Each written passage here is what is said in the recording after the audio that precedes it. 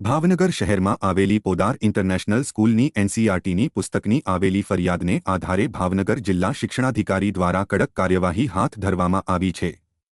ભાવનગર જિલ્લાના શિક્ષણાધિકારીએ વાલીઓની મળેલી ફરિયાદને પગલે એનસીઈઆરટીને બદલે ખાનગી પ્રકાશનના પાઠ્યપુસ્તકો લેવાની ફરજ પાડતા નોટિસ અને 1,80,000નો દંડ ફટકાર્યો છે। શાળાને શોકોઝ નોટિસ પણ પાઠવવામાં આવી છે, જેનો જવાબ 3 દિવસમાં શાળાએ આપવાનો રહેશે।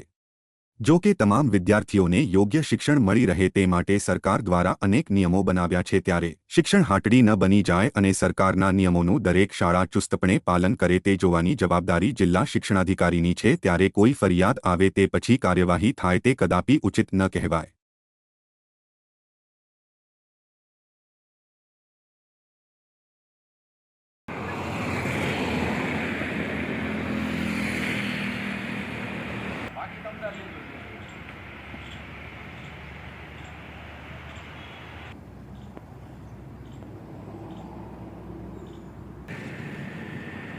Podar international CBSE affiliated school છે।